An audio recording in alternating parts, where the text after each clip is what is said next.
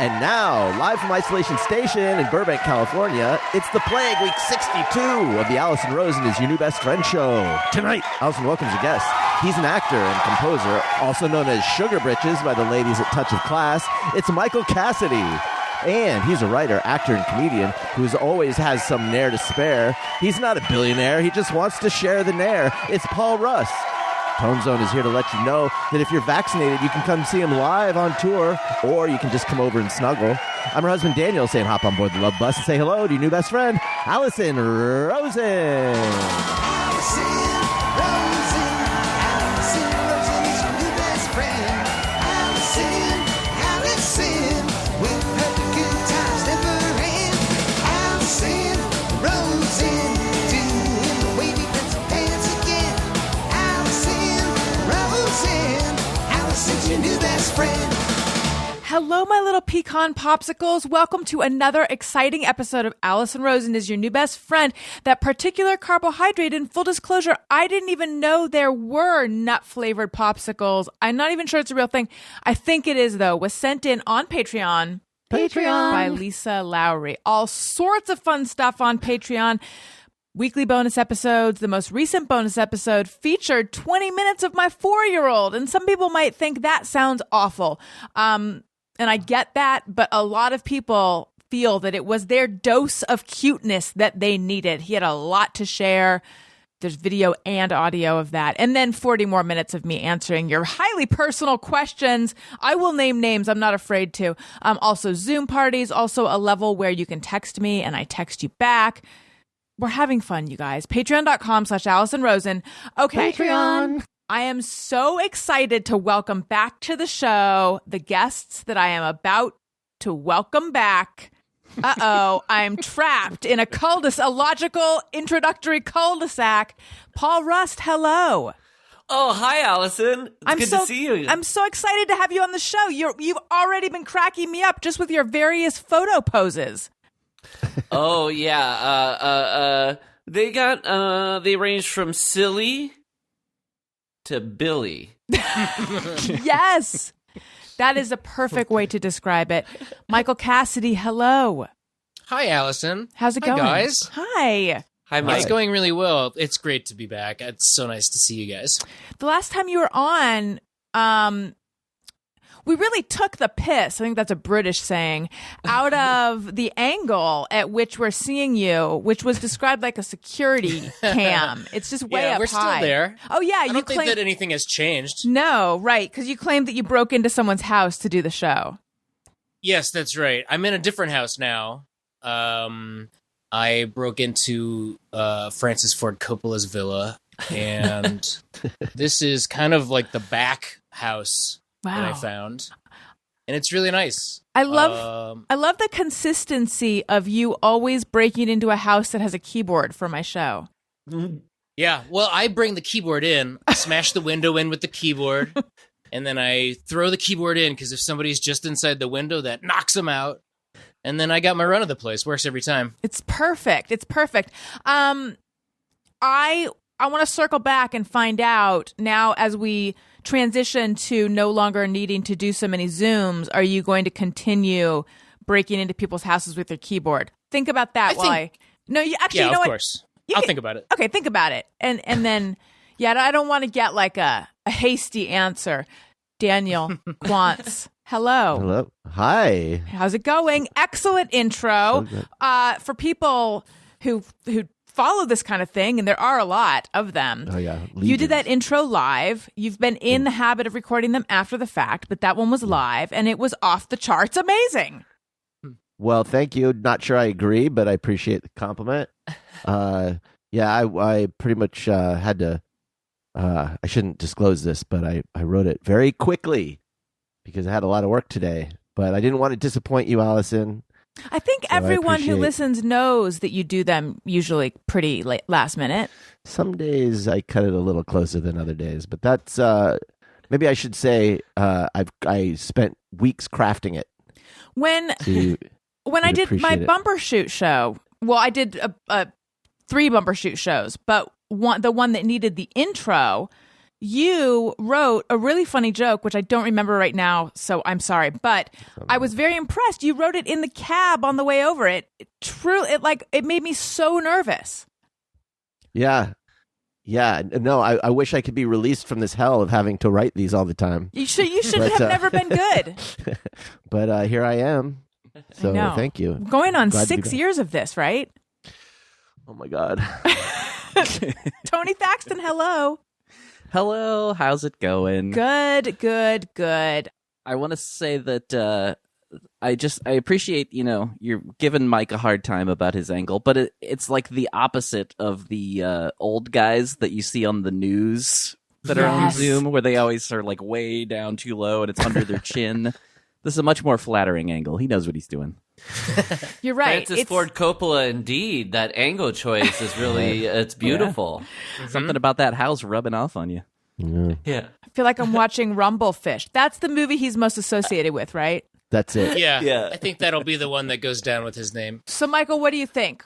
As we transition to emerging into society again, will you continue to break into homes to do your podcast? I think I definitely will. It's one of these things that in pandemic, like now I have these Zooms that I do with my friends that don't live in LA. We never did that before. Now why would we stop doing that? It's the best. There's all these little things that people maybe will be a little more clean and use antibacterial and masks more than usual. Like there'll be residual effects of the pandemic. And I think probably most of all will be whenever I'm on a podcast, I break into somebody's house and upload it from their hard drive. And I don't know. It's like see the world. Right. Experience life. It's like out of this crisis moment, you were forced to discover a better way to do things. I think so. It's kind of the perfect crime because imagine it's victimless. Yeah, well, if you ever got caught, who's going to get mad about someone recording a podcast? You know what I mean? It's so charming. You walk in and you see somebody with a microphone doing a podcast, and you're like, "Oh, whatever you're doing, I love it." Oh, sorry to interrupt. So adorable and perfect. Are they talking about They can't even carbohydrates? be How mad. whimsical. Yeah. Okay, so Michael, you just had a birthday, yes? Happy birthday. Oh, thank you. Yes, I did. It's true. Thank you. Thank you. And you guys had a small or large, I couldn't really tell, backyard party with some live music. How was that after all this time? That was like the first tiptoe back into human contact on any scale. It was a small deal. It was a couple dozen folks, but Don't Stop or We'll Die played. Paul and Tony and Amin Zarukian and I and the Sloppy Boys played. You guys know the Sloppy Boys. We're real slopheads over here. I'm a real slophead. Yeah. Absolutely. This is a Zoom full of slopheads that we're looking at. That's right. I'm looking at a Zoom full of slopheads. I'm listening to a pod full of slopheads. All this new jargon. Who can keep up? And Only Mike, the young people. Mike, I gotta say, Tony, you gotta agree with me.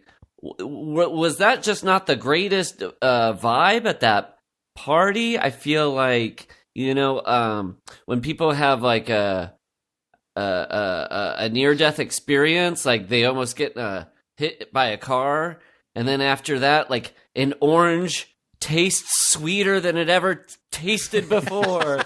it did seem like everybody was there everybody was so appreciative and grateful to be outside with friends. It added just an extra bit of what would have already been a very special party.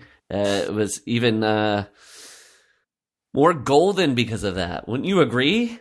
Absolutely. It was, and the weather was perfect on top of all that. Yeah. And, It was. Even today was a little too warm for it. Even just days after. We hit the sweet spot over the weekend. It's true. Really It was did. good. It was a good road test of having little backyard jamborees. Might be a fun summer, guys. I don't want to jinx it, but it might be a fucking fun summer. Sorry if I'm supposed to not say No, that, but we love. might be a fucking fun summer. We fucking love that word and other similar bad words. But they're not bad though.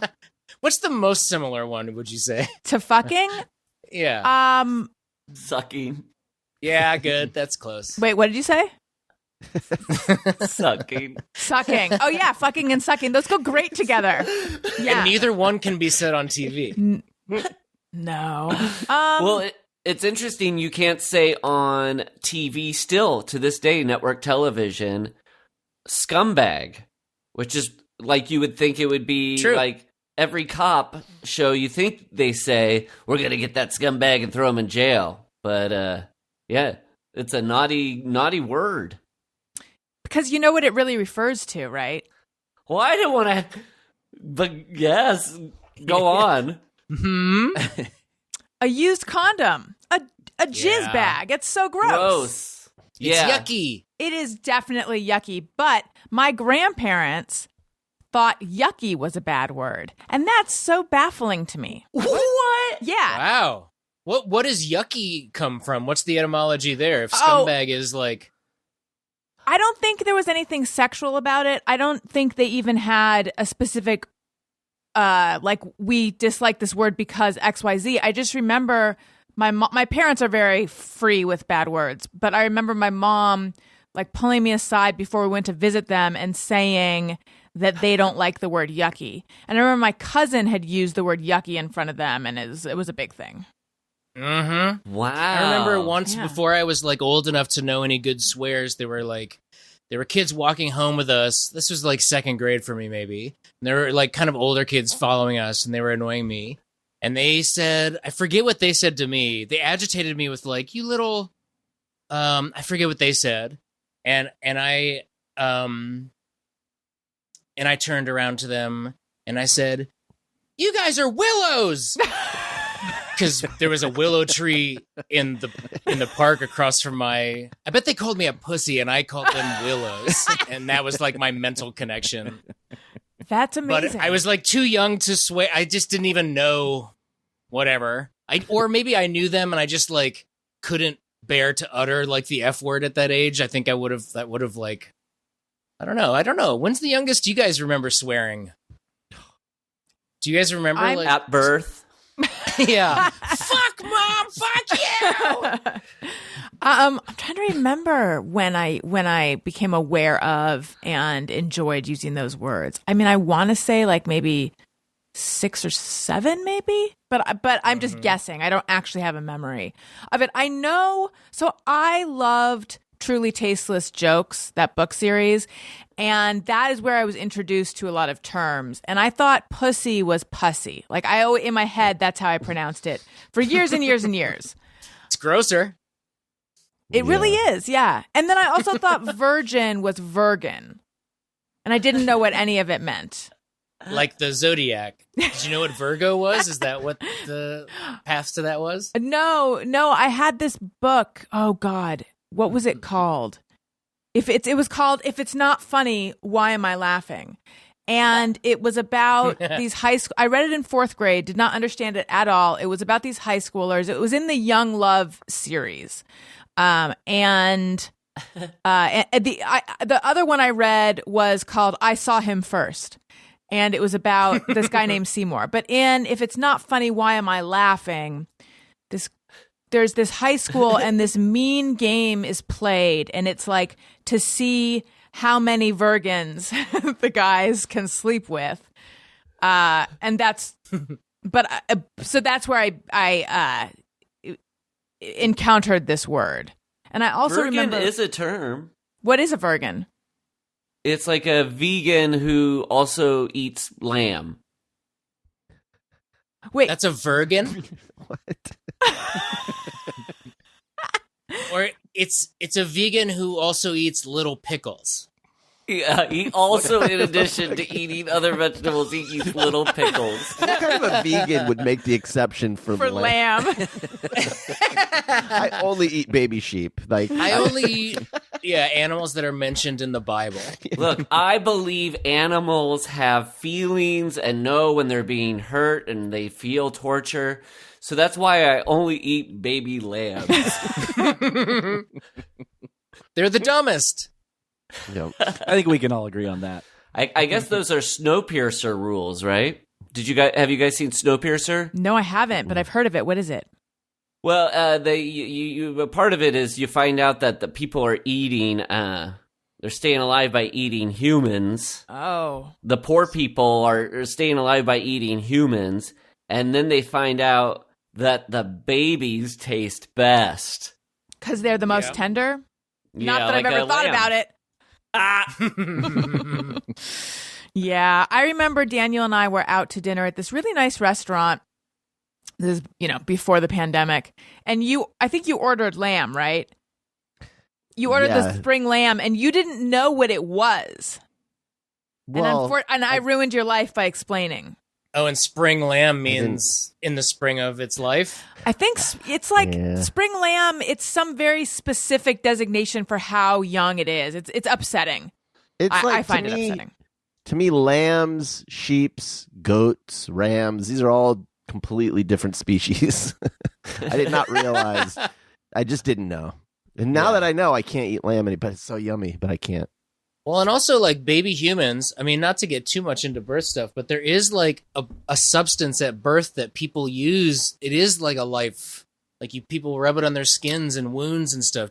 Alison, do you know what I'm talking about? Are you talking about The name colostrum? of this thing? Colostrum? Exactly. Yes. Yeah. And colostrum is like a very real, like, You're talking about fountain adrenochrome? of youth, like chemical that is involved with birth, and like people like bottle it up and use it for like, whatever. Yeah.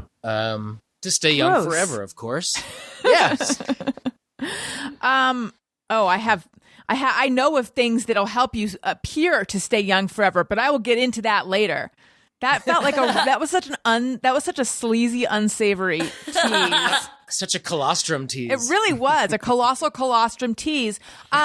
So you guys, I have lately been very is too strong, but I've been focused on trying to be less dependent on external validation. I feel like that's like a thing that a lot of us, especially in this industry, work on. But I've just been I've been sharing like these cheesy epiphanies I've been having, and I've just really, I feel like I'm making headway. I feel like I'm seeing life more clearly and myself more clearly.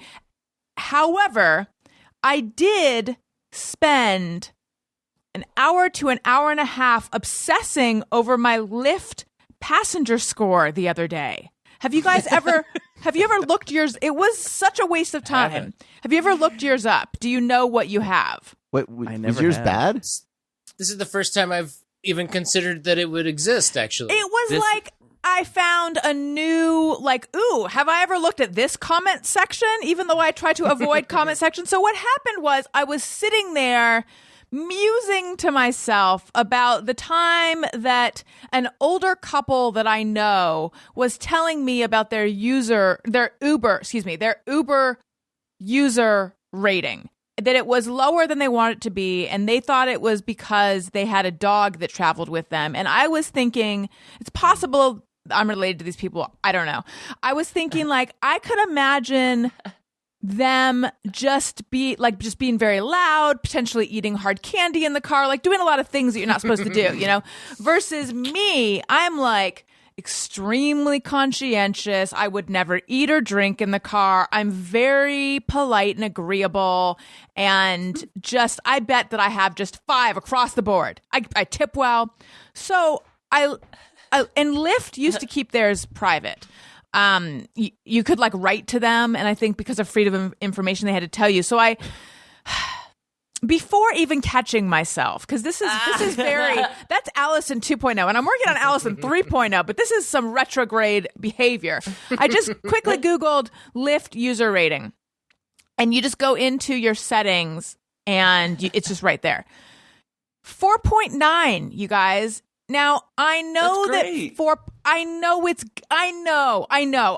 It's almost worse. It's almost better if you were like 3, because that just means there was one person. just one thing. What is that? So 4.9. So I'm like, what? But who and how? What do I make of this? Is it like one person hated me, or is it like slowly a lot of people have just not felt that I'm 5-star material? What's going on? So, I mean, this is like I had been clean for months, and then I decided to like really go back to like my favorite hardcore drug or something. So I just, they have a, you can contact them 24/7. So I got in touch, and I just wanted to know. I said I was very surprised at my rating. I'm very conscientious. And could you? What did I ask? I was just curious if you could tell me which ride this was, because I'm like going back thinking of. Oh my god! I'm thinking of all the lifts I've ever taken. You know, could it like?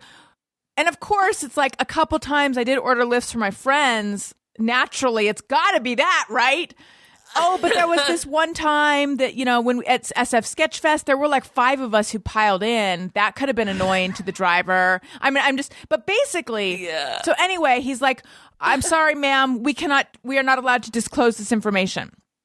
And I was like, okay, could you tell me, was it more than one ride? Was it just one ride? Apparently, it was more than one ride. Whoa. Oh boy. And then, I mean, he's looking at the information. It's right there. And then I'm like, could you tell me what city it was in? I'm sorry, ma'am, we are unable to disclose this information. Anyway, he was not going to budge. I did let it go. You should have said, like, how am I supposed to improve my that's so good. performance if That's I so don't good. know what I did wrong? That's good. How am I supposed to be a better driver if I can't go to the home address of these drivers and talk to them about it? I didn't have a grand plan. I wasn't going to bust in with a keyboard or anything like you. I hadn't thought it through. It just doesn't make Well, maybe you should. It just doesn't make sense to me. However, if someone said, oh, yeah, it was in San Francisco, then I would have been like, oh, it was that one ride, or like, oh, it was this date. Because, Daniel, remember when we were going to the airport with the kids and we had to put our car seat in the car? Like, that took a little bit of time. That's tough. Always Maybe blaming it's- the kids. Maybe it's that. But I mean, this is how 5-star I am. I called ahead to say, is it okay if we like put our car seat in the car? You know, I mean, I really crossed my T's, or so I thought. Maybe that driver hates when passengers call him. If I were a driver, I would too. Right? That would I be think my I would. thing. Yeah. So anyway, Allison, that's so crazy. funny. Thank you. First of all, it cracks me up. And I got 2 things. I was wondering, did it work that it's like 5s across the board, and then 2 people give you just a 1, and it brings it down, or do they just give you a 4.8? So it's it great makes it a question. 4.9. It's an average, and this is based on an average of 56 rides. I did not do the math, but don't think I'm not going to. That's a lot of double negatives. What I mean to say is when I sit down, I'm going to just, you know, figure out what kind of situation would have created this. Yeah. And the other thing I was going to say was like, this really demonstrates and underlines how we don't know what's going on in other people's hearts and minds, to the extent that I was wondering, is there some sick twist of an Uber driver who likes people who leave messes and are problems? Probably. Because Wow. it makes The only their way job to get so- 5 I don't stars is to know. leave a mess. Yeah. They don't like the person who's like, Or they don't I like don't your know. level of politeness, your obsequiousness. Right. Maybe they found it manipulative. I'm the Alice. I'm that too. I'm the obsequious, trying to yes. Please. Yeah. And I've often discovered later, oh, the person who I can't get is the one who's like, yeah, I know what you're up to, fucker. Cool down. Right. Have you ever asked them to turn down their music? I have. Oh. I've asked somebody to turn down their music. Yeah. I've asked people to turn up their music too. It's been very music dependent. I was gonna say I've asked them to turn it up 100% of the time. I'm trying to think if I have. I could see getting demoted for that. I've done the car seat thing a couple times too. That's tough, guys. That's really tough. Because you can like call them and get permission, and yes, they say that they do it, and there are special cars that are for that, but it's hard to not feel like you're putting them out, even if you've gotten every permission in the world. Right. That's just, car seats are tough. Am I right, guys? I think you're right. Well, that's where the big tip comes in. But look, it's not. Yes, true. It's conditional. The condition is, I put you out. I give you a big tip in exchange for my 5-star rating. Yeah. The only answer here, if it's really important to you, is at the end of each ride, you have him take his phone out, you take yours out, and at the same time, simultaneously, you push 5. I mean, Yeah. And Good. I always maybe you have a revolver to his head at the moment. You don't know. well, maybe I should do that thing that 5 stars is 5 stars. that I hate, which is like asking in person. But I don't know why I care. I don't. Oh no! Don't do that. I want to be a ghost for that experience. I can't be there in my corporal form watching it, but I want to be a ghost, like watching you say, so can you tell me what rating you're going to give me? Oh, no, I don't mean that. No. I don't mean that would be uncomfortable. No, I mean saying to them, if you enjoyed my passengering in your car, Then check out I my would podcast. appreciate a 5-star rating. Sort of like, see. I feel like we are on the receiving end of that in life all the time. Daniel and I hated this. We had movers, and Oh my God. they tried to get us to leave them a Yelp review while they were standing there before we had even paid them or before my they'd given us the God. bill. It was so pushy. And they had broken stuff in boxes. yeah, they that were we didn't know actually about yet. terrible. They ruined my PS3. There was a Back at the Now- time when PS3 was the most Back recent when it- one. The one yeah. when you wanted that big bubbly one. It was our fault for putting a giant snow globe in the same box. We know, Daniel, we didn't. Remember? We're the lazy fucks who had them pack us.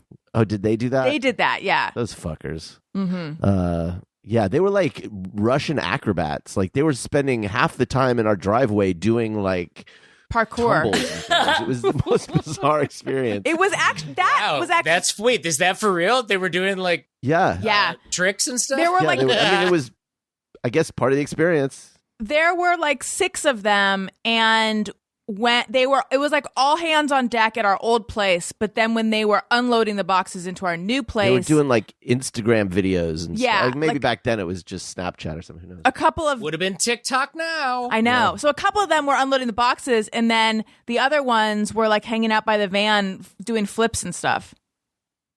I moved in when an ex of mine and I moved from individual places into one new place. We hired movers. I forget who it was. Maybe that's better because this is not reflecting well on them. The story.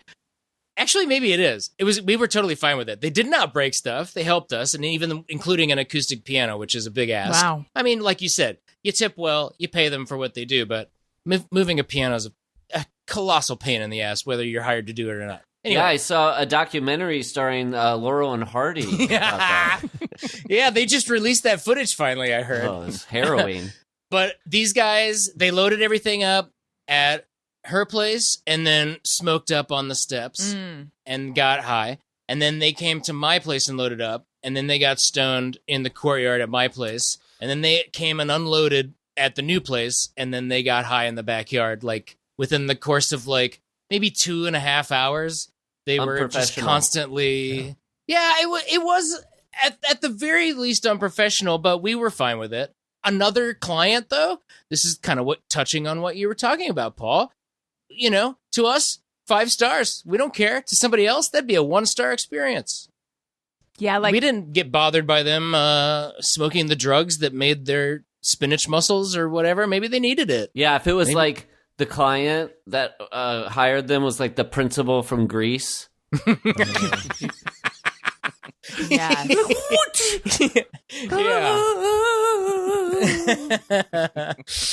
Yeah, exactly. Did you guys see the someone was sharing this clip from Grease 2? Did you see the clip from Grease 2 where there's I a love guy, Greece too, so I've There's a- probably...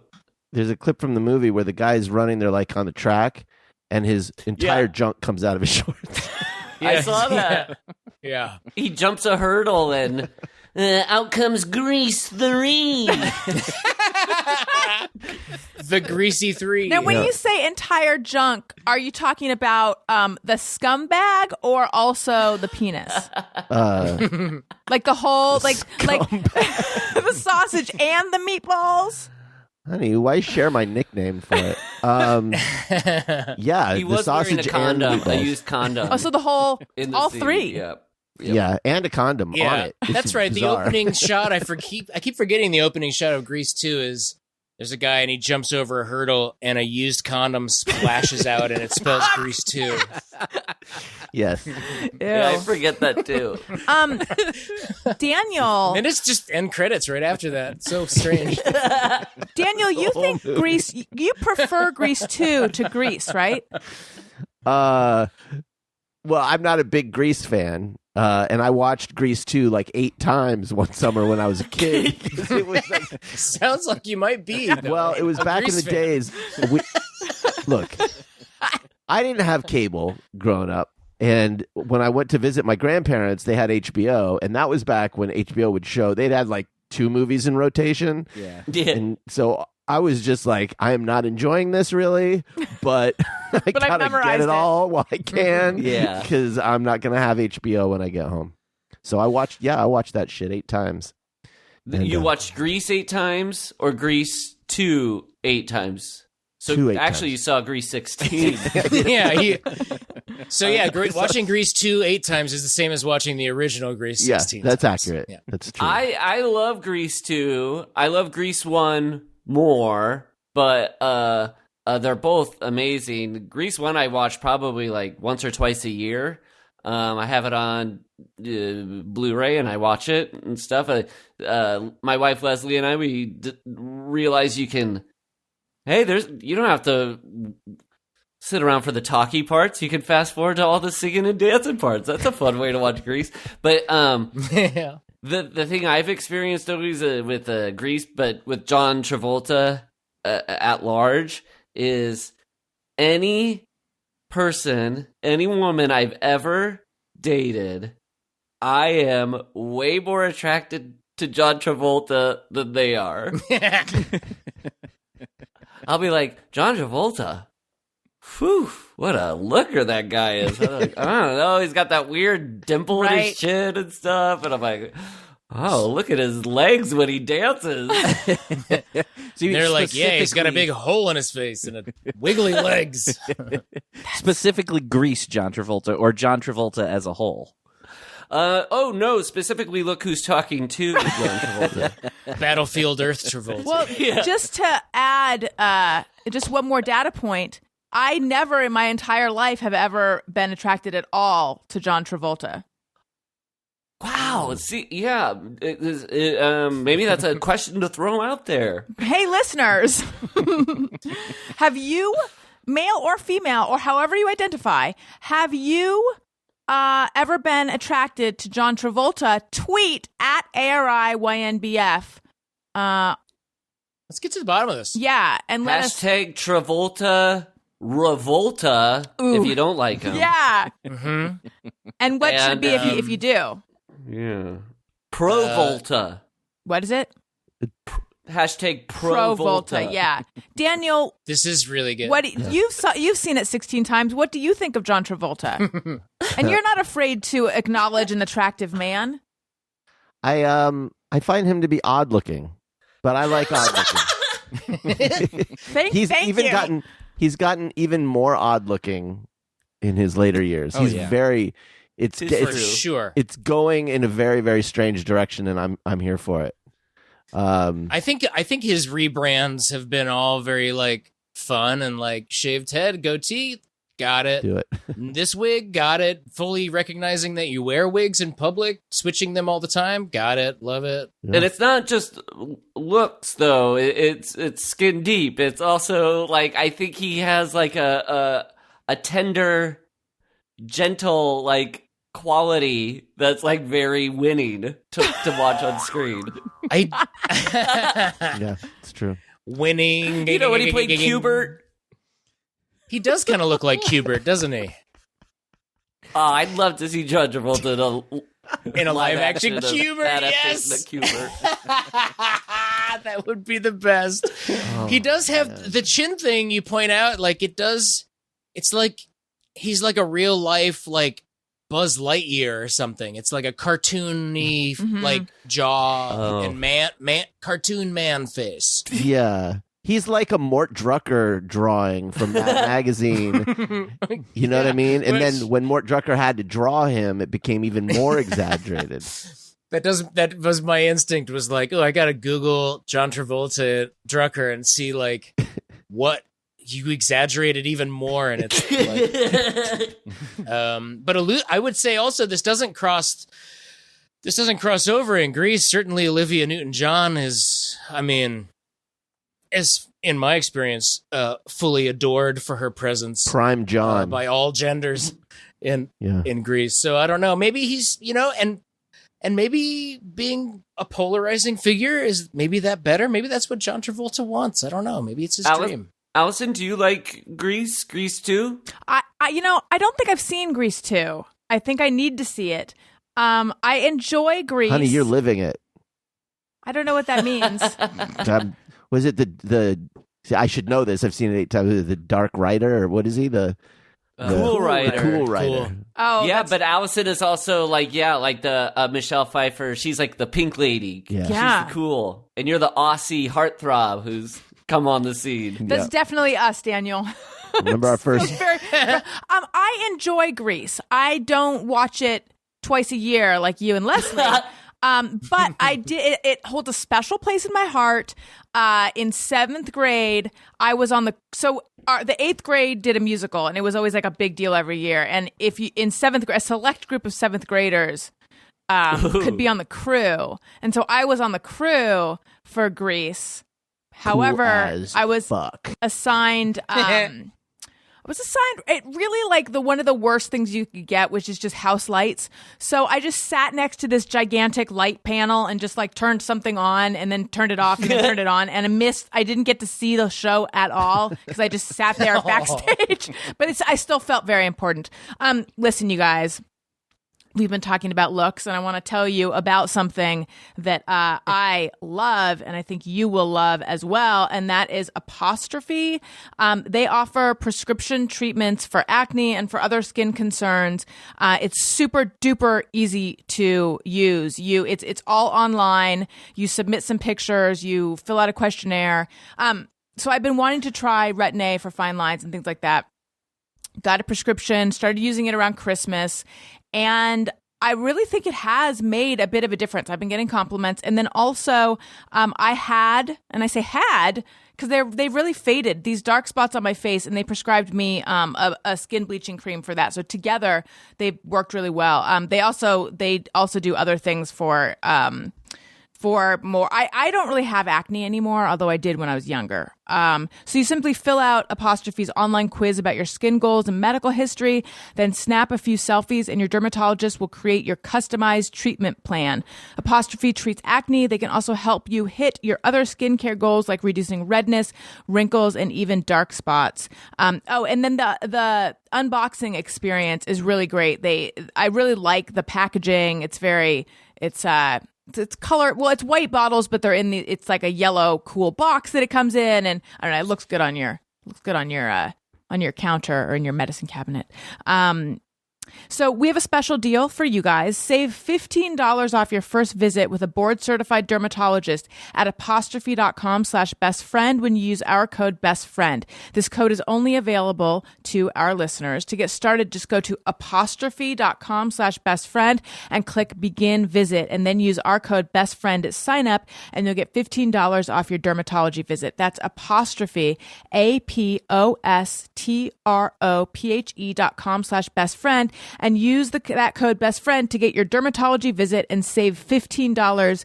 And we thank Apostrophe for sponsoring the podcast. I also want to tell you guys about a delicious new snack that I tried. It is called Monk Pack. This episode is sponsored by Monk Pack, who makes snacks that taste like our favorite sugary treats, but with 1 gram of sugar or less. Monk Pack keto granola bars contain just 1 gram of sugar, 2 to 3 grams of net carbs, and they're only 140 calories. They're gluten-free, grain-free, plant-based, and non-GMO with no soy, trans fat, sugar, alcohols, or artificial colors. So I was very excited when this box of different flavors arrived. I dug into the white chocolate macadamia flavored bar, and it was so good. I like things that are sweet, and it was perfectly sweet. Daniel, did you also? I let you try it. What do you think of it? Oh yeah, that was really good. I always expect those things to be gnarly, but super yummy. Right. It was not gnarly, you guys.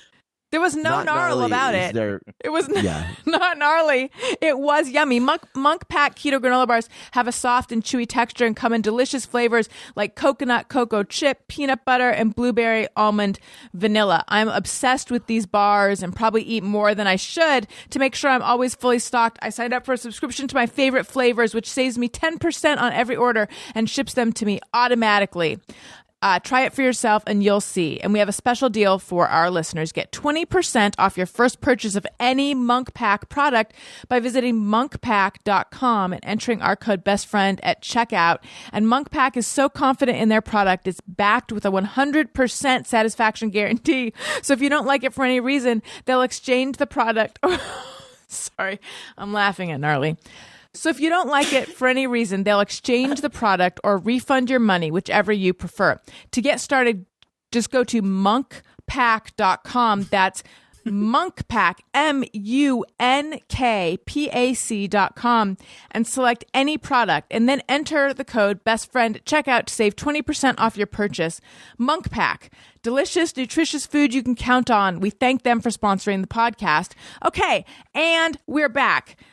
So, Allison, yes. I just feel free to not use this, cut this if you want to. Okay. But I had a thought, a slogan for apostrophe. Oh, what is it? Apostrophe. It's not just a punctuation mark used to indicate either possession or the omission of letters or numbers. I love it. It's I'm really going to good. send that This is to good. them. It's really good. Evokes Please. all the right feelings. That's right. Also, I have a jingle for Monk Pack. Oh, my God. We're the Monk Pack. MUNKPACK. We're the Monk Pack. Okay, that's all. Yeah. Is that like a kid show about a bunch of monks who Monk like Pack, solve Monk crimes? Pack, Theodore. Monk Sharks. And then one actual monk. Yeah, he's got to keep Ooh, them Monk together. Sharks is a good, like, that should be like a rebrand of Shark Tank where it's all monks and you have to go and chant for them. Oh, yes. Yes. Monk Week And then it's like, on Discovery. like Monk Week. other monks. Yeah. I'm With out. Discovery. When Nat Geo does. Oh, no, that's Discovery. Who does Shark Week? Discovery. Whatever. That reminds me of a joke that a friend told. Is that funny to say? Yes. Our friend Alan McLeod, I was talking about like something like, oh, there's a prediction about the Mayan calendar, and he had the great idea to have a Mayan calendar be like all like Mayan bodybuilders doing like a monthly Mayan calendar. Okay, so that was a joke somebody else told, and they're not even here, so that was totally worth Name it. them. Alan McLeod. Alan McLeod. He already did. Alan McLeod, you should, Daniel, if you care to share, why would you have all your flatulent characters? What was the game? It was going to be like Clue? What are you talking about? Gaseous McLeod. Oh. We were going to have a game that was like Clue, except it was like who smelt it. So it's like a house and someone, you have to figure out like, do you smell it in this room? And then what did they eat? So it'd be like, and then, so we named the characters. It was Gaseous Like a board McLeod. game? I think, yes, it could be a board game, yeah. Yeah, it'd be a board game. Yeah, Or This is VR. very good. this is like one of those murder mystery party games, and everybody has to know. It says like Gaseous McLeod, Toots LaRue. I can't remember them. Larry all, though. Fartinsky. Larry Fartinsky. He's like, Yes, very good. Oh, what were the other ones? I can't remember. Larry I feel like we mentioned them on the podcast. So when people write in with Pro Volta or Travolta Revolta, let us know if you remember our fart characters. Yeah. One could be Silas but deadly. Ooh. That's really good. Oh, Yeah. wasn't something La Plume? That's Pants good. La Plume. Well, the Toots Poopy LaRue. LaPume. Toots LaRue. Oh, maybe that's what I'm thinking of. Toots LaRue, Gaseous McLeod, Larry Fartinsky. Pepe Le Poop. Very good. I feel like we do a lot of like McGee's. Was there a McGee or anything? Oh, Well, it'll come Shit, to you. McGee. yeah, I can't remember. It was a while ago. That was before having children robbed you of your creativity. I know it's gone now, but it was fun because then you could be like, was it with the, did he eat beans? Did he eat? Right? Was it like Toots LaRue? Wait, and that would be like Right. that would be like the wrench or the, Yeah. the noose or Yeah. whatever. Like Toots LaRue So, in the den with the fart beans. by beans. I got a little obsessed with it because I actually came up with a whole bunch of rules, and then it was problematic. And then I found out that somebody actually made a game that was like a really weak ass version of this, where it was just like a character. It was one of those kids games where you have someone that goes, and then you like. This sounds awesome. Go They on. put no care into it. no love. It was just they were just going for the check with the fart game. They stopped. It was so cynical. Yep. They didn't know about the pure ideas.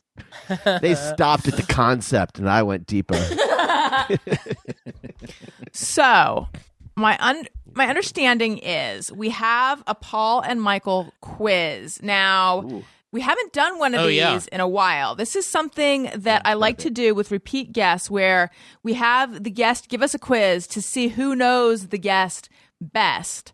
This is the first time it's a dual quiz, and I like that. So it's because Paul and Michael, obviously, they know each other the best, I'm assuming.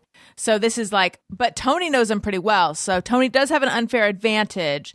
And I always forget how we do this. I think they ask a question, then we give our answer. We should all keep our own score. This is exciting. And guys, don't let this lead to any fallouts. Okay? All right, I will try. I'll try, but yeah, no promises. Yeah. Daniel, does everyone have something to write on? Yeah. Okay. I think It can just be a Sharpie on your own skin if that's easiest. Tony has a little thing to Mementos. play. What?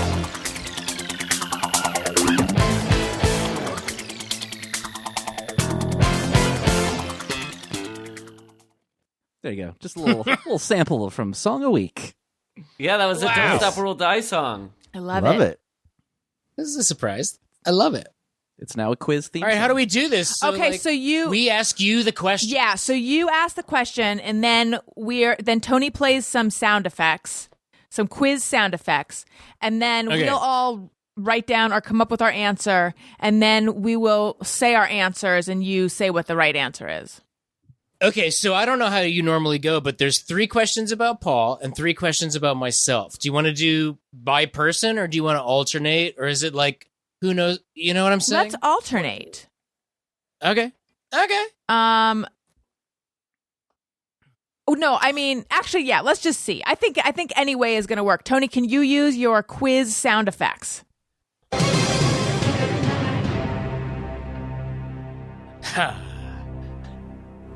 Okay. You are the weakest link. Goodbye. All right, number 1. You are American Idol. You are the strongest link. Hello. Okay, so question 1. That's right. All right. Paul's hometown of Lamar's, Iowa, is known as which of the following? The corn maze capital of the world.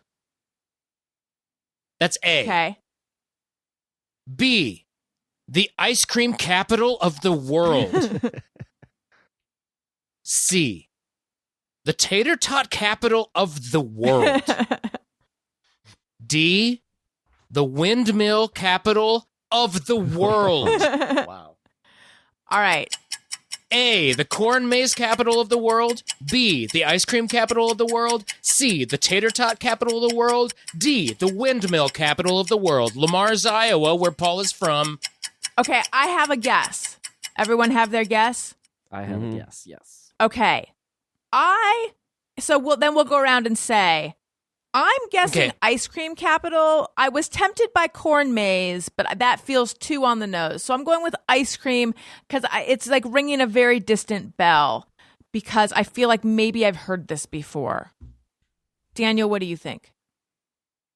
I don't know a lot about Iowa. I know they have corn. So I'm going with the corn maze because I'm thinking, I think you walked right into that one. I know, but it's like to be ice cream, like, it's possible, but wouldn't you need a lot of dairy? Maybe they have there's, that. I don't know. And tater tots, that's Idaho, let's be honest. And Windmill. Let's be honest. windmill, I just don't see. It's got to be corn maze, but maybe it's too obvious. I Okay, don't know. Tony. I had the same thinking as you, Allison. I also said ice cream because it, for some reason, sounded familiar to me. That's right. It might have come up before. Okay, what is the answer? The answer is B, the ice cream capital of the world. Yay! I did try to have some of the questions be stuff that we've talked about on your podcast before. Oh, that was or on our considerate. podcast before, I guess. Oh, not I will considerate. say this. I've never gotten a single answer right on this in any of these games ever. And I've given a quiz before. I'm always wrong. You failed your questions too. Yeah, Yes. that's all right. You got to be consistent. You know what? I'm surprised that I agree. I don't think the ice cream capital of the world would be in Iowa. I would think it would be where you guys are. Bank. Yeah, the bank where you keep all the Cold stuff. But so wait, Paul, does the town deserve this yeah, good this question. moniker? Some snotty publications might occasionally say the self-proclaimed ice cream capital of the world, but I think it is per unit. Like it does release the most ice cream. Wait, from, so like, it one produces location. the most, not eats the most. Yes, right. Because it's from it's a maybe both Wells Blue. It's for the factory for Wells Blue Bunny. If you guys Yes. ever Yep. see that logo, But I don't when I Yep. think ice cream, I think well, the first thing I think is Dryers and then like Haagen-Dazs and Ben and Jerry's. Jerry's. I don't think Blue Bunny, that's what they're called. yeah. But they secretly make Haagen-Dazs in their plant and then they ship it Oh out. my I worked there for 2.5 days and I signed a contract that said I would never spill that secret. but I Oh am. no, they're coming for you. Oh my I saw pallets of Haagen-Dazs. Wow. I mean, you got to do that. You got to diversify. And I think like Blue Bunny was not. I mean, I would have thought of Ben and Jerry's and Haagen-Dazs first too, but I see Blue Bunny in stores here, Mhm. and like it's all over the place. So it's definitely like a international superstar, guys. Blue Bunny's a So- superstar. Oh yeah, Queen Elizabeth was heard saying, "Blue Bunny makes my butt blue." Yeah. That's how I heard it. Big. Wait, I have a question. So you worked there for 2.5 days? Tell Yes. us about this. I quit because of serious depression. Oh my, I hated it. It was built to not have any human connection whatsoever. It was just so cold, so loud. You couldn't talk to anybody. There was some people they had brought in from Hungary to work there, and because I was like really, really scrawny in high school and my head was shaved, people kept coming up to me thinking I was Hungarian. But You were like, no, I'm just hungry for ice cream.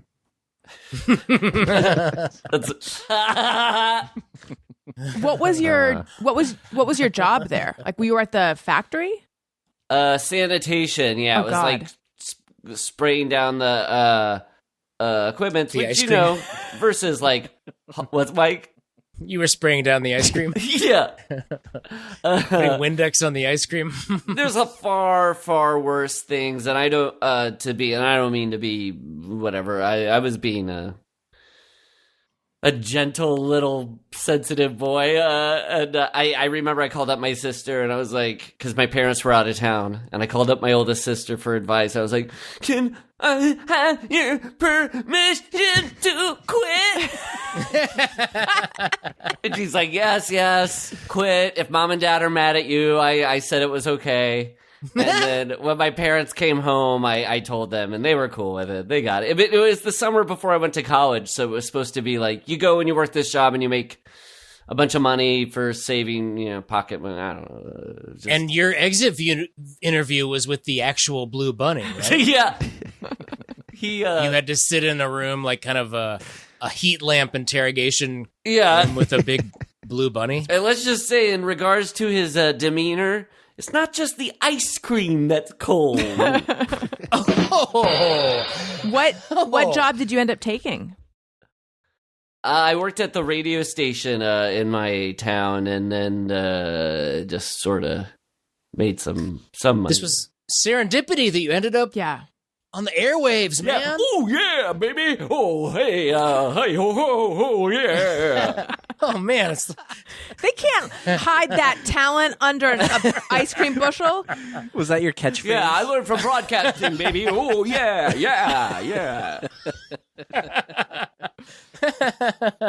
All right. So Tony and I right, each have so a point. Daniel does not. Let's do number 2. All right, should we do... We'll alternate here. Yeah. then. That's good. Michael, Cassady, Michael's hometown of Fort Dodge, Iowa, is home to all of the following except A, the original Perkins restaurant. B, the Cardiff Giant, a fossilized man. C, the Carl King Municipal Band. D, the Fort Museum. Michael's hometown of Fort Dodge, Iowa, is home to all the following except A, the original Perkins, B, the Cardiff Giant, a fossilized man, C, the Carl King Municipal Band, or D, the Fort Museum. Fort or Ford? Fort. Oh, yeah, I thought you said Ford the first time. The Fort Museum. All right, I have a guess. This and Andy Rooney and more. On what? On what? Okay, I am All right, what are your guesses? guessing this. I find this one very difficult. I'm guessing the Carl King Municipal Band because for some reason I feel like I was gonna do Ford Museum, but upon finding out it's Fort Museum, for some reason that is ringing a distant bell. Like maybe we talked about forts or something. I don't know. I do feel like maybe I'm choosing incorrectly, but I got to go with my gut. So I'm saying Carl King Municipal Band. C. Daniel? Okay. I mean, who the hell knows? I feel like no one town is interesting enough to have all of that and a fossilized man, unless the fossilized man is like a roadside attraction, which you never know with these roadside attractions. But I gotta go with B. Cardiff Giant. Cardiff Giant. Be the Cardiff That was Giant. compelling. I feel like I chose wrong. Tony? Once again, you and I, Allison, see them lockstep. the same way. But I just stuck with the initial guess, even though it was wrong, of Ford Museum, because I was like, I think that's in Michigan. And then when I found out it was Fort, Right. I don't know, so I'm just sticking with Fort. Okay. Okay, good guesses, guys. Ooh, but everybody took, okay. We're across Okay, the board. so we have 1B, 1C, 1D. The answer, Fort Dodge, Iowa, is home to all the following except A, the original Perkins restaurant. Whoa! I thought There for is. sure that was one of them. There is a Cardiff Giant, and it is a roadside attraction, Daniel. That's exactly what it is. It's like there was like a rigmarole snake oil salesman like 150 years ago that buried a big stone man out in the field and then dug it up and was like, oh my gosh, we got a fossilized man here. It's the dumbest thing in the world. It's still there. It is home to C, the Carl King Municipal Band, one of the only one of the oldest municipal bands in America, Carl King. You know, he wrote a bunch of march music, and the Fort Museum is the fort from Fort Dodge. What a town, Fort Dodge. Nobody knows anything about it. And, you know, the only question I could have asked about Fort Dodge that you guys would have known about would have been about a touch of class, but I couldn't come up with a question that was in all a mystery. Right. It just would have been so obvious, so I didn't put touch of class on there. I guess that could have been an obvious gimme, but, you know, whatever. We all learned something? Were you going to say something, Daniel? I was looking up touch of class, Fort Dodge, and found nothing. But there was in Florida a roadside strip club called Touch of Class that was shut down. So franchising. Maybe they started franchising. Maybe, you know, The Ray Kroc of shitty. Yeah, we got to get more blenders in these touch of classes. All right, number 3. Okay, number 3. I would have thought more grinders. You're referring to the large sandwich, right? Yeah, hoagies. Paul Rust's father's shop in Lamars, Iowa was called A, Soul and Spur, S-O-L-E, B, Rust's Western Shed, C, Rusty's Boot and Spur, D, Spurs on Main. Paul's dad's shop in Lamars was called A, Soul and Spur, B, Rust's Western Shed, C, Rusty's Boot and Spur, D, Spurs on Main. This and Mo Rocca on tonight's 60 Minutes. Okay, I have a guess. Go for it. Okay, once again, this is very, very challenging. For some reason, Spurs on Main lit up a little more than the others, although Soul and Spur, or no, sorry. Boot and Spur. I thought Soul and Spur was in twice. Soul and Spur is right. That's right, A, and then Soul Rusty's Boot and Spur is C. Gosh, this is hard. I'm going with Spurs on Main, though. D. Okay, D, Spurs on Daniel? Main. Going with A, Soul and Spur. Sounds like a Western New Age shop. I like it.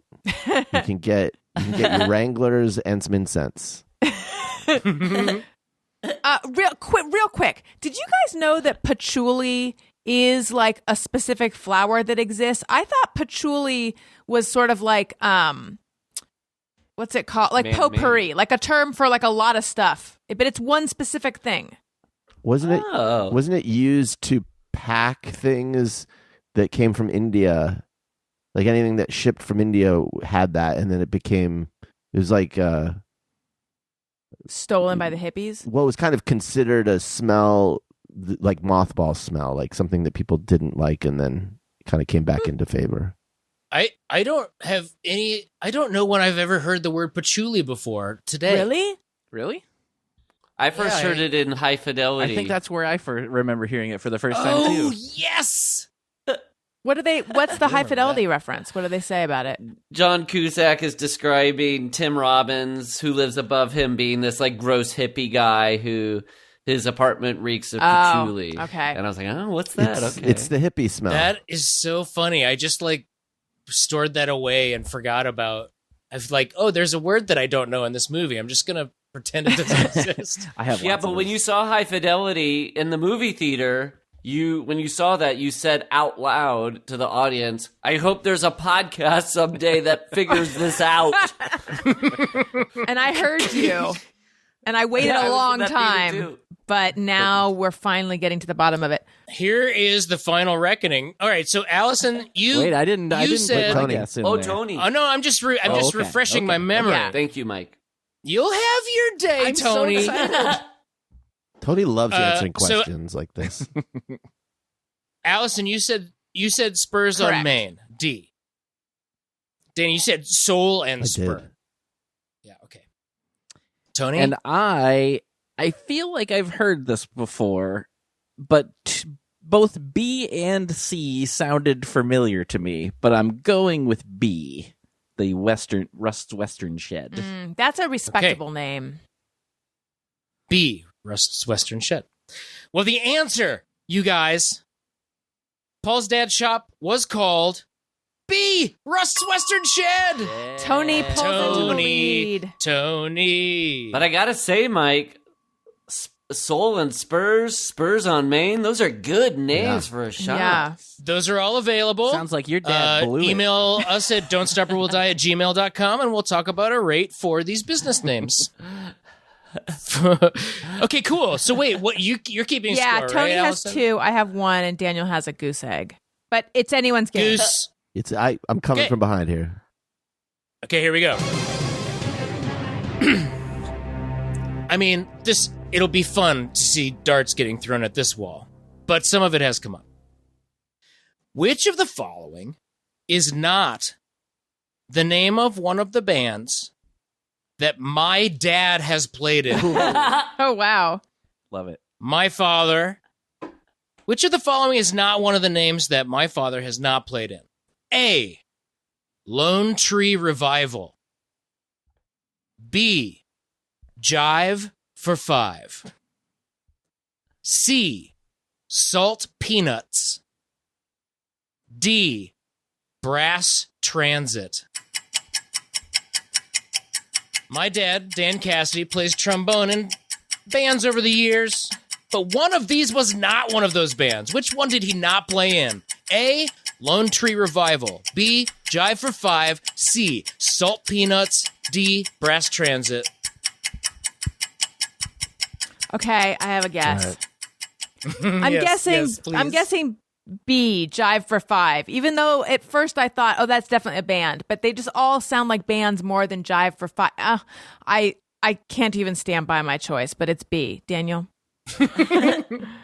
Yeah, I'm Good. going with Salt Peanuts for no reason at all. Okay. They're all very good Fair names. enough. That's fine. I was tempted. I was tempted by Salt Peanuts, but I'm also once again with Allison and Wow. going with Jive for Five. Wow. 2 guesses for B, Jive for Five. 1 guess, Daniel. You said C, Salt Peanuts. My father has played in a band called Lone Tree Revival. He has played in 2 different bands called Brass Transit I knew that in one 2 was different familiar. cities. Wow.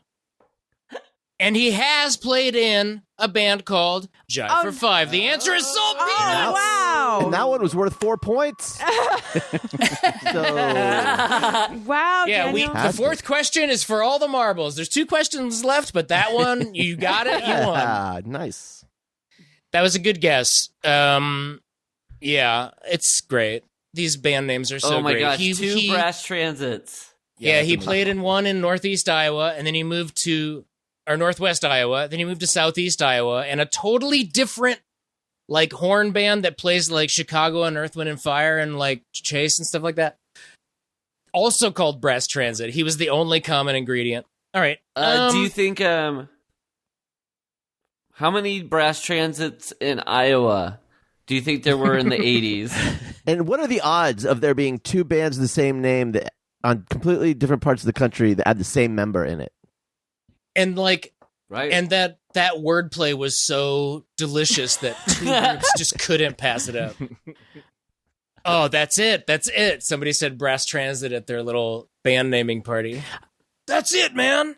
I'm going to take a real quick break. And while we do, everyone think about where they are on the board while I tell you guys about Osea. Osea is this great skincare company that makes really great products they smell good, they feel good. In particular, I want to tell you guys about Osea's Undaria algae body oil. It instantly moisturizes and replenishes dry skin, leaving every inch silky smooth. It's great to put on after the shower. It has like a light citrus smell. It has been described by some as liquid gold. It leaves your skin super soft and glowing with Undaria algae, acai pulp, and babasu seed oil. Osea soaks hand-harvested Undaria algae in barrels of oil for up to 6 months. The result is liquid gold, a rich, luxurious, never greasy body oil, fragrant with sunny citrus and top notes of sweet passion fruit. And the last time I talked about it on the show, a listener got in touch with me and she was like, I got so excited when I heard you talking about the Undaria algae oil because that is like my favorite product. And then we compared notes about it, and now we're best friends.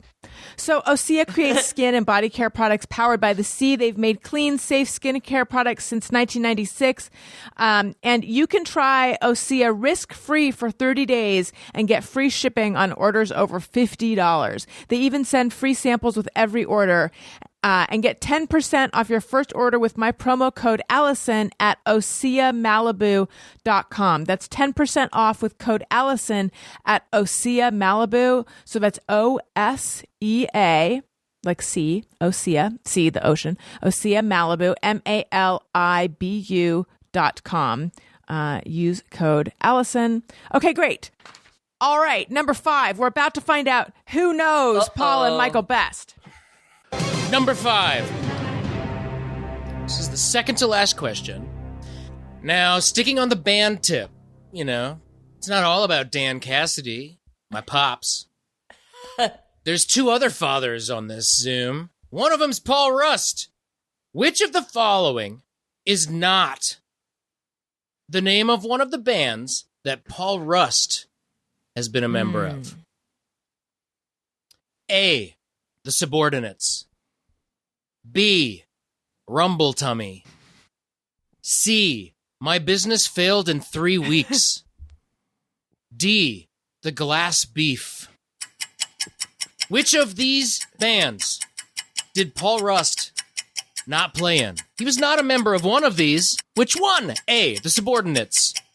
B, Rumble Tummy. C, My Business Failed in 3 Weeks. D, The Glass Beef. All right, I have a guess. I'm going with glass beef. Okay. Yeah, D, glass beef. Daniel? I'm going to go with the Subordinates because it's I want the others to all be bands that he was a part of. Yeah. And I am quite confident that both C and D are real. And I think that A also is real, but I'm not positive, so I'm going with B, Rumble Tummy. Okay. Don't break my heart. So, Allison, you think it's glass I think beef? so. He was not in glass beef. Daniel, you think it's the Subordinates? There's no way.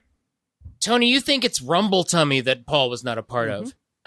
Paul, do you want to tell him? I was not a member, and it breaks my heart that I wasn't of Rumble Tummy. Oh, no. Rumble Tummy's not a band. So The other 3 are Tony, bands. you got that And I right, agree. right? The Subordinates, I didn't get a say in that band name. And so I don't care for it either. And I'd love to be in Rumble Tummy. Rumble Tummy's good. Glass Beef Well, was... we could still do like a Don't Stop or We'll Die spin-off project called Rumble Tummy. Oh, like our own Chris Gaines. Yes. You can open for yourselves as Rumble Tummy. We all come out That's like good. with like green makeup, like we're about to puke and play a rock show. And we're for furries. We have Rumble Tummies. Okay, so Tony has 3 and Daniel and I each have 1. At this point, there's no way we can win. I don't know if we... I mean, What Did if it- we make it did it interesting properly- where if Tony gets one wrong, he gets docked? Okay. I mean, Sure. we could do just like a Hail Mary and say this last question is Winner for takes all? The Winner whole takes all. deal. Winner takes all. It's up to Tony, I guess. This I is- mean, we this know is Tony bullshit. would have won. Let's just say that. We know Tony would have won. So This is- well, anything... Tony knows us better. That was what Yeah. this was measuring, right? Yes, but guys, I'm trying to show off. I want the listener to well, be you impressed. could still sweep it. You could either sweep it or just totally Yeah, eat shit on this Tony, last don't question. fuck up. Yeah. All right, let's. Okay. There's a lot of pressure on Tony. Okay. Last All right, here we question. This one is about yours truly. Which of the following is not the name of one of the bands that I have played in? Oh wow. Here we go again. A, Elvis Prestello. B, The Big Top Jazz Orchestra. C. The Cotillionaires. D. Johnson County Landmark. Which of these bands did I not play in? A. Elvis Prestello. B. The Big Top Jazz Orchestra. C.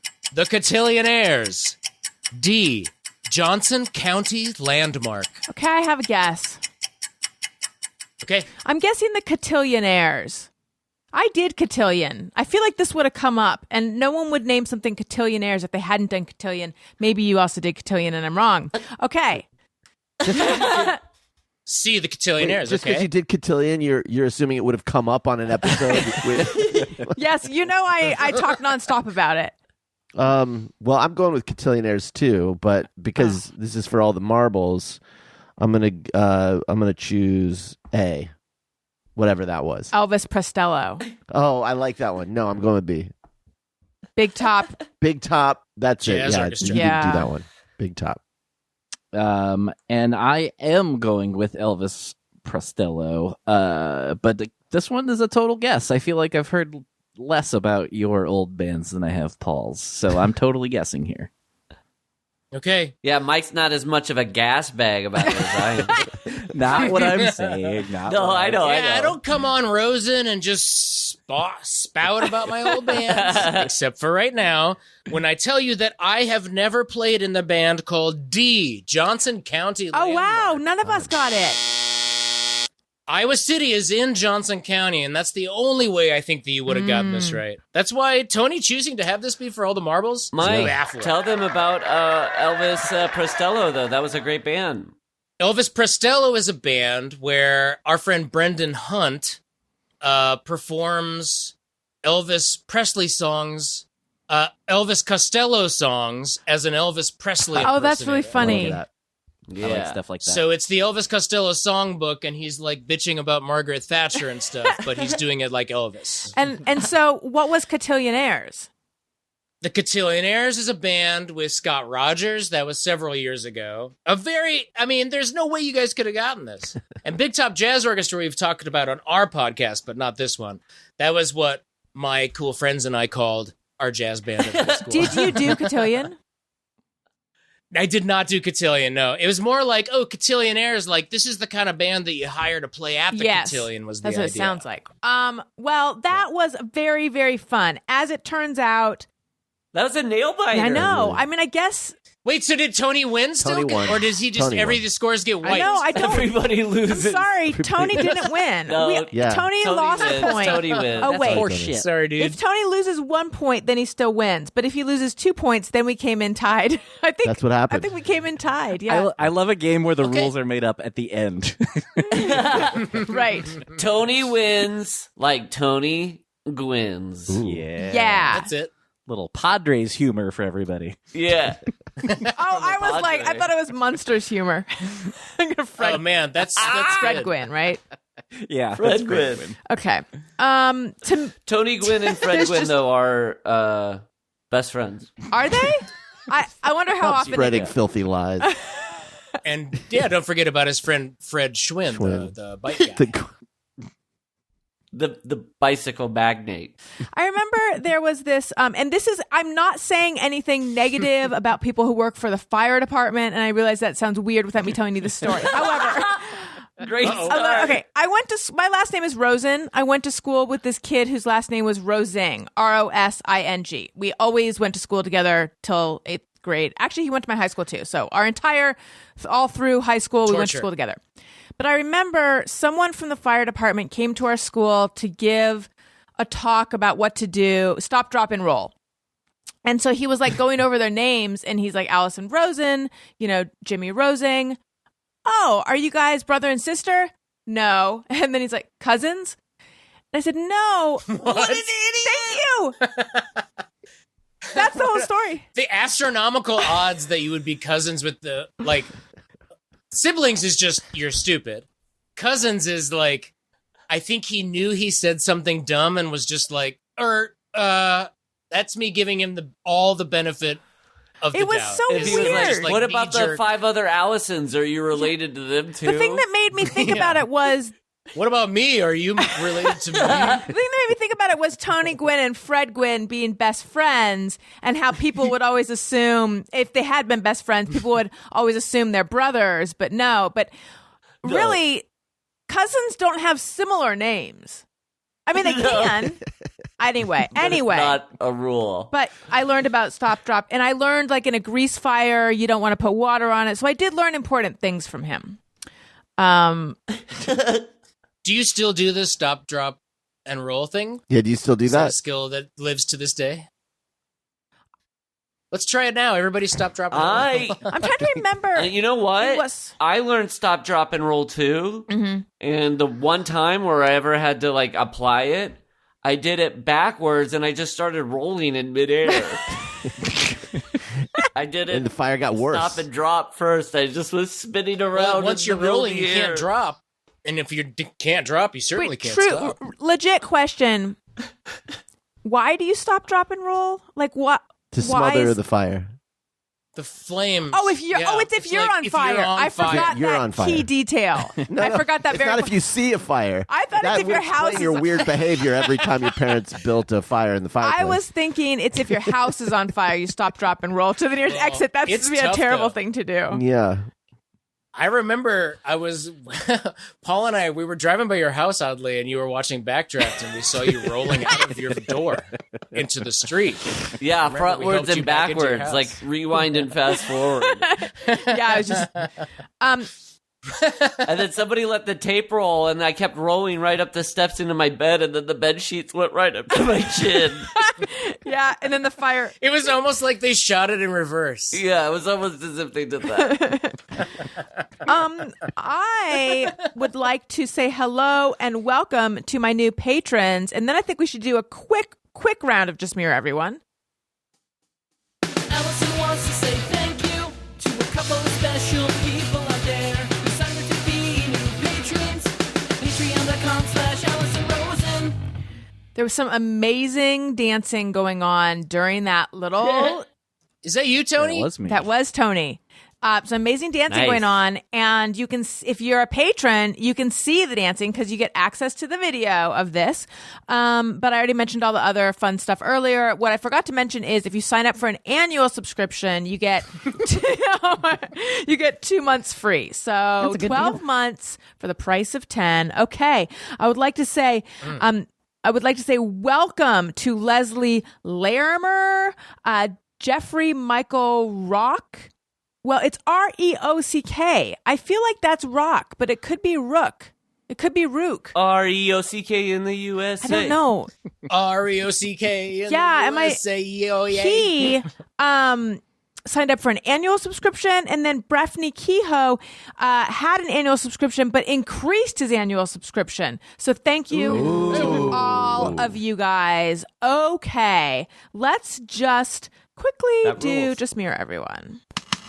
Sometimes I ponder on something I have thought or done. Is it just me or everyone? Okay. Is that you, Daniel? Yeah. No, that was Trap Dog. Yeah. Okay.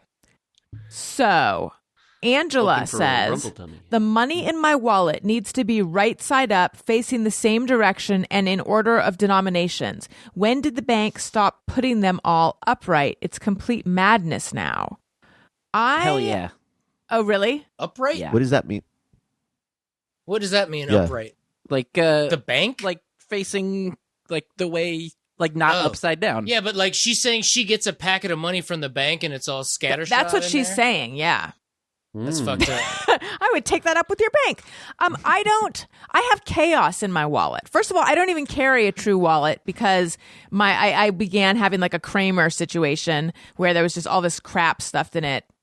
You Costanza. could only poop for like a window of 15 minutes a day. Exactly. But also my wallet was messy.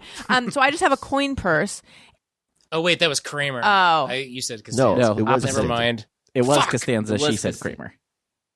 Oh, my really? God. Yeah. Let's get this right now, guys. Wait, but no, Kramer was the one that could only poop for like a 20-minute window, so I was right. No, but Okay, let's. Oh just yeah, talk I about did the say wallet. Kramer situation with my wallet.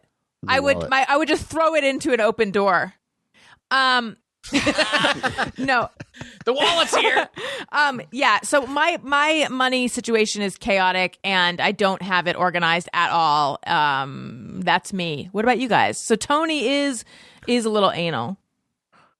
I do generally like to have the denominations in order, just so it's easy to find the ones versus the 20s. But anal? It's easy to be seduced by doing it because it does have a logistical function. I do get it right side up and in Really? ascending order, because then I can just look down real quick and take it Yeah, out. exactly. Yeah, but- I Am I the you're right. only one? So it's easy, Yes. but I don't do it all the time. Oh, I'm sorry, Allison. What'd you Am say? I the only one who doesn't do this? I don't do it all the time. Sometimes there's times where I'm just being a little more carefree, and it's crumpled You're up in the inside and moment. stuff. So wait a minute though. Do you guys do this in a store though? Because that's when it's really stressful and there's a lot of pressure, and I just got to throw the whole wad with the receipt just in my purse somewhere. I don't actually do that, but I throw it in the coin purse. I definitely put them in order of denomination, and I also sort them head to tail, like having them all matchy. But I get you on that, Allison, because sometimes there's a situation where I almost even don't even put it in the wallet. I just have the cash in my wallet in my hand until I get to Yeah. my car, and then I put the cash in my wallet when I have a second to put it all in one order. And this is kind of an example of the U.S. fucking up, man. Most other major world powers have money where the denominations are different sizes and colors. Yeah, I like the Almost different colors. everybody but us does this right. And so you let's say for sensory deprived people, you can just feel your money and know what's up in these countries. Yeah, And for coins. yeah, exactly. And the weight and size of coins is also weird. But I definitely do organize it. I confess. I feel like I haven't been using my wallet for a year and a half, but I do that. Here's a question for you. Am I the only one who's annoyed by the fact that the coins are not sized in order of their value? I hate it. Why is It a drives me dime insane. smaller than a nickel? The penny, especially. I just feel like a penny should just all be smelted into a big blob and sent into the ocean forever. We don't need Yeah. pennies. We're done with pennies. 5-cent increments is fine. And why would the 5 be bigger than the 10? That has always No. bothered me, man. Yeah, it's really Always. strange. It's like, also, I was thinking when you said the idea of the way you put your money in your wallet being a sort of an anal fixation. It is as like close to anal as you can get. It's this like little crack you open up and you put paper into I don't have any issues with it. It's right. to keep yourself healthy. I never. And yeah. you take the money and you like wipe the shit out of your wallet. And I keep corn in Put your there. wallet My dog's flipping out. I'm worried somebody's being murdered. I'll Okay. be right back. Oh, we lost him. He said his dog's flipping out. He's worried someone's being murdered. Oh. Yeah. That would be really terrible you know, if someone was that's- being Oh my murdered during god, the that would be podcast. real bad. Judy would be the one to grab him. That dog, it's like a big. I fluffy dog know is the he has joke. like a It's big doodle, right? Yeah, a big golden dew. She's the absolute best. One of my favorite canine friends. Welcome back. I was just singing the praises of Judy, your protector. I was just singing the praises of Judy, your protector. Oh, Is yes, everything yes. okay? Nope. Anyone murdered? Yeah, I don't know why she was flipping out. That was like so scary. Maybe the milk bone truck drove by. That's probably Yeah. Like the Oscar Mayer mobile that's shaped like a big milk bone. And even worse, it's driven by a cat, so it really rubs it in. Just to drive them wild. Okay, Chode to Joy says, when I'm driving, I go so far out of my way to take surface streets instead of the highway.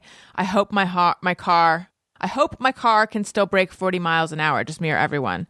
No, I pretty much I'm Waze's bitch. If it tells me to go on the freeway, I go on the freeway. If it tells me to take surface streets, I take surface streets because I have no sense of direction. Well, yeah. Also, I have defied ways in the past to my, great regret. But of course, Waze isn't perfect. I've said this before. I wish Waze had an apology function, because there have been times when it's like, okay, I'm waiting. You fucked up, but never. But yeah, the surface streets aren't more fun. In fact, it's more stressful. I think he lives in Northern California.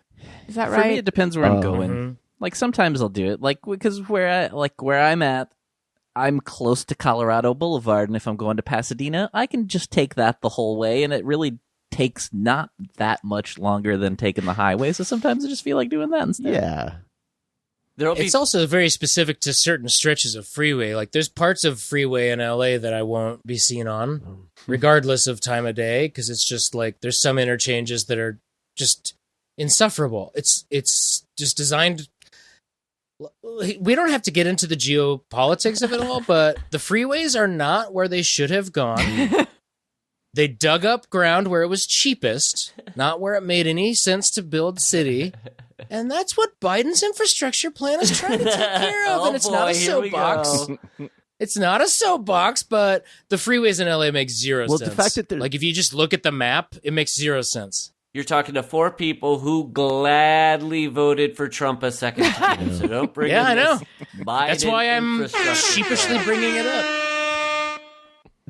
The fact that there isn't a freeway that cuts through the middle of LA proper, though, like that doesn't go from the west side to like Los Feliz, is annoying. Yeah.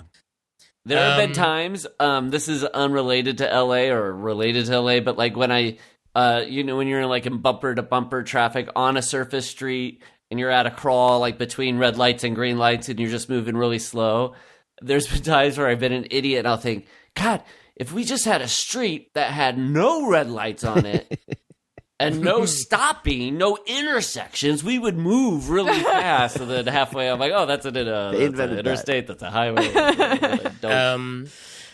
Yeah, I mean, if we want to talk about local streets and stuff, I remember years ago they were talking about turning Olympic into a one-way going west and Pico into a one-way going east. They've tried that multiple times. I think that like the local businesses don't want it. Yeah, I think that and rightly so. They'd lose half of it'd be impossible to get over there. It's already impossible anyway. Right, Angelinos? Imagine if Russ Western Shed was, what is it? Western That's Shed? right. Yeah, That's right. if that was there. What if Spurs on Main had to get moved to Spurs on Pico 2nd Street? So yeah, second Spurs. So Paul, did you have get like free Spurs and free Western wear your whole childhood? I theoretically could have, but anybody who met my dad knowing first that he was the owner of Russ Western Shed in our town, they were always disappointed that he did like walk in with like a 5-gallon hat, like chaps.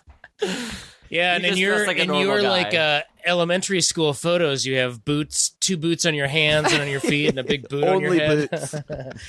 Only repurposed boots. Did people who were enthusiasts of the look and the lifestyle, or like people who were working on farms or rodeos, or like what were people doing with this Western wear? He benefited from the fact that he was also like a shoe repairman. So a lot of the business was that. And then he also sold work boots, where the Wells Blue Bunny comes in, because that people had to get their insulated boots from there. The Western apparel, kind of like the brush poppers and the Stetson hats and stuff, that was like always ongoing, but there was maybe like, he talks about that there was like 2 big waves, like in the early 80s with Urban Cowboy was when like normies would come in and start dressing more. That's your boy cowboyish. Johnny T again, isn't it? Yeah, there you go. Maybe, yes. Well, now my dad's retired, so he can't get on the, but yes, Johnny T. Sorry. Yeah, Yes, you're Pro Volta, remember? Pro Volta, I forgot. And then yeah, when the like line dancing, oh yes, Garth Brooks, Billy Ray Cyrus era. There was when Boot country Scoot went Boogie pop. Ears. There was a store called, I don't know if it was a chain, Miller's Outpost.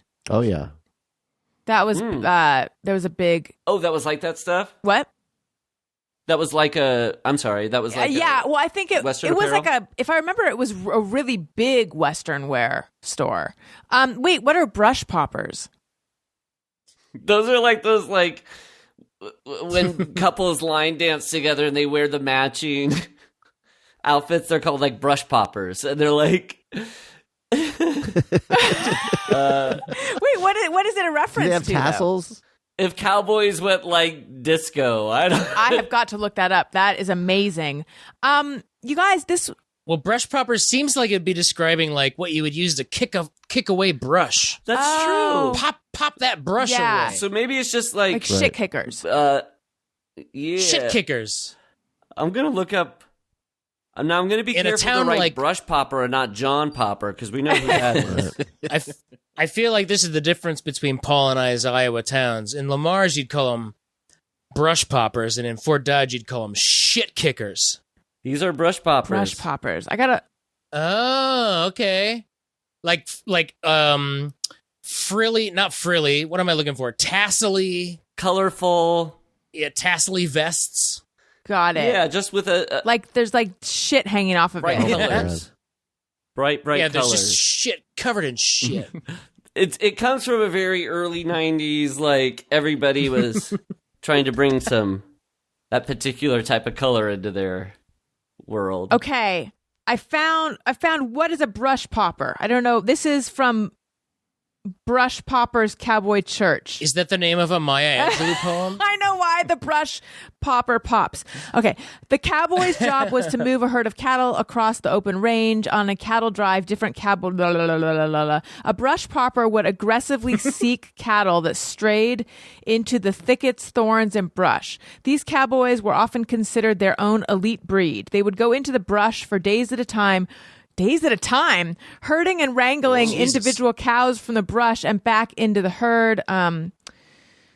Much like You know what it sounds like? what? Like wearing brightly colored Western apparel sounds a little sissified. Yeah. So like calling that type of clothes like it's actually a brush popper who wears it. It's kind of like the masculine chef. Yes.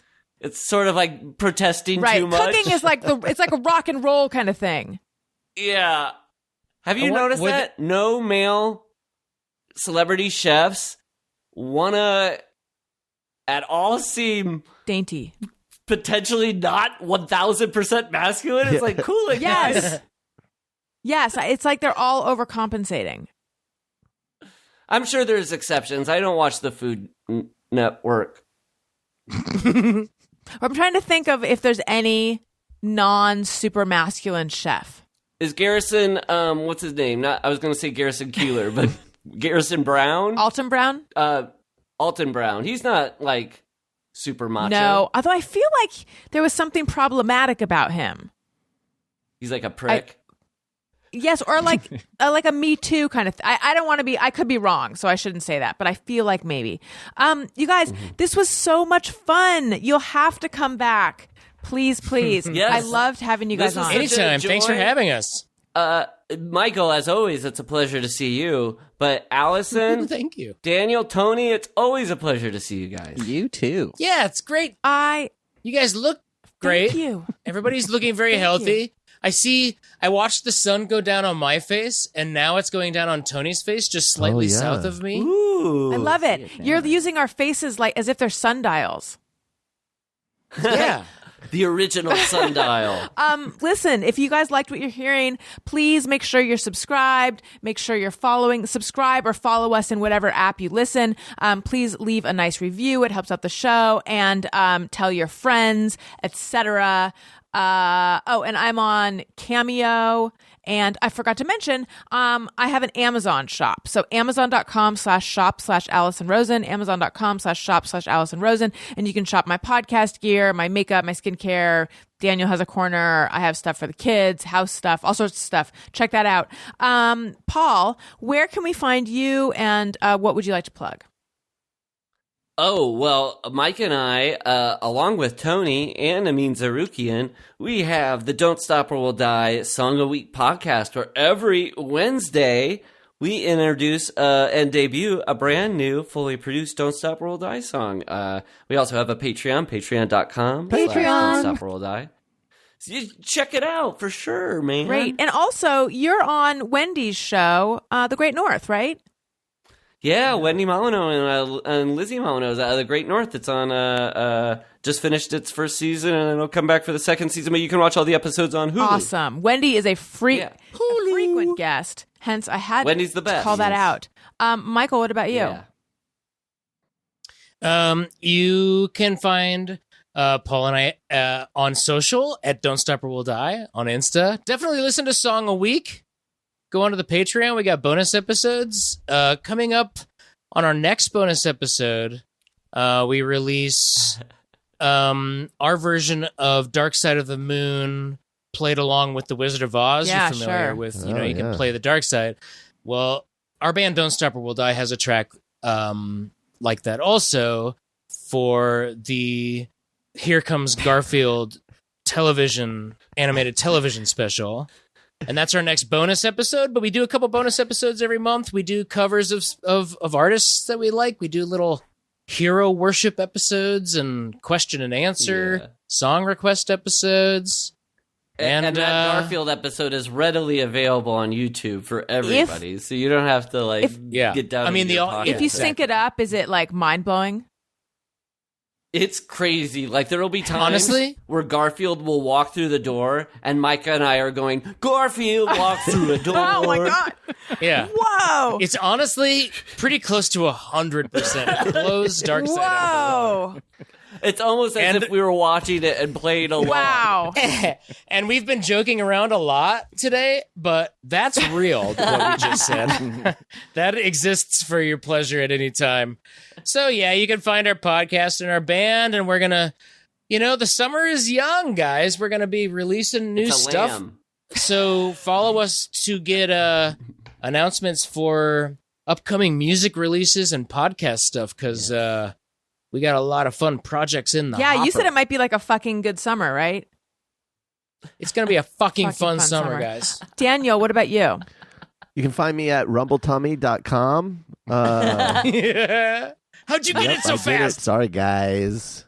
Fast. No, you can find me at Daniel Quantz, Twitter and Instagram if you're so inclined. I don't know. Great. Quantz. Tony? I am on Twitter and Instagram at Tony Thaxton. and my podcast Bizarre Albums every Tuesday, and Motion City Soundtrack Tour 2022 tickets are on sale now. And I also want to say that all this week, Monday through Friday, I am on the Star Wars Minute podcast. Oh, yeah, all week baby. with our friend Pete, who also does the video stuff for this show.